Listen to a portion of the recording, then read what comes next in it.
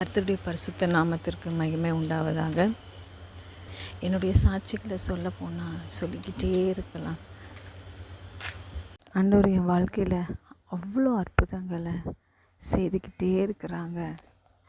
உண்மையாகவே ஆண்டவருடைய அற்புதங்களையும் அதிசயங்களையும் என் வாழ்க்கையில் செய்ததை சாட்சிகளை நான் சொல்கிறதுக்கு உண்மையாகவே நாட்களே பத்தாது. அவ்வளோ அற்புதங்களை ஆண்டவர் எனக்கு செய்திருக்கிறாங்க. என் வாழ்க்கையில் செய்த ஆண்டவர் என் தேவன் உங்கள் வாழ்க்கையிலையும் நிச்சயம் செய்வாங்க.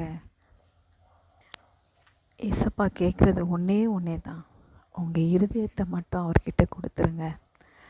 அவ்வளோதான். நீங்கள் ப்ரேயர் பண்ணிக்கிட்டே இருந்தாலே என் ஆண்டவர் உங்கள் வாழ்க்கையில் நீங்கள் சொல்கிறதுக்கு முன்னாடியே உங்கள் பிரச்சனை என்னன்றது என் ஏசப்பாவுக்கு தெரியும். ஏசப்பா கேட்குறது ஒன்றே உங்களை இருதயத்தை கேட்குறாங்க. முழு இருதயத்தோடு நீங்கள் என் மேலே அன்பு கூறுங்க அப்படின்னு சொல்லி கேட்குறாங்க. ஸோ நீங்கள் ஆண்டவர்கிட்ட உங்கள் பிரச்சனையை சொல்லவே வேண்டாம். என் ஆண்டவருக்கு எல்லாமே தெரியும். நீங்கள் எந்த சூழ்நிலையில் இருக்கிறீங்க, நீங்கள் எப்படிப்பட்ட காரியத்தில் இருக்கிறீங்க, நீங்கள் என்ன நினைக்கிறீங்க, என்ன நடக்கணும்னு நினைக்கிறீங்க, எல்லாமே ஆண்டவருக்கு தெரியும். அவருக்கு தெரியாதது ஒன்றுமே கிடையாது. ஏன்னா நம்மளை படித்தவருக்கு நம்மளை பற்றி தெரியாதுங்களா? ஸோ ஆண்டவர்கிட்ட உங்களுடைய எல்லா பிரச்சனைகளையும் நீங்கள் ஆண்டவர்கிட்ட சொன்னீங்கன்னா கண்டிப்பாக உங்களுடைய காரியத்தில் என் தேவன் பதில் கொடுப்பார். இது மட்டும் இல்லை, எனக்கு டைஃபாய்ட் ஜுரம் வந்தது. டைஃபாய்ட் ஜுரம்னா நம்ம எல்லோரும் என்ன பண்ணுவோம்? டாக்டர்கிட்ட போவோம், ட்ரீட்மெண்ட் எடுப்போம். ஆனால் எனக்கு அது டைஃபாய்டுன்னே தெரியாது. நான் நார்மலான ஃபீவருன்னு நினச்சிட்டு சரி நல்லாயிரும் அப்படின்னு சொல்லி அப்படியே விட்டுட்டேன். ஆனால் 10 days ஆச்சு, 15 days ஆச்சு. அந்த ஃபீவர் எப்படி இருந்ததுன்னா, ஒரு 5 daysக்கு அப்புறம் கொஞ்சம் நார்மலாக ஆனேன். அதுக்கப்புறம் பார்த்தா ஒரு 3 days நல்லா இருந்தேன். திரும்பியும் ஃபீவர் வர ஆரம்பிச்சது.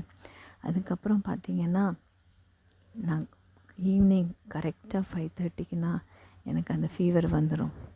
அப்போ குளிர் எடுக்க ஆரம்பிச்சிச்சுன்னா காலையில் வரைக்கும் எனக்கு அது அப்படி தான் இருக்கும்.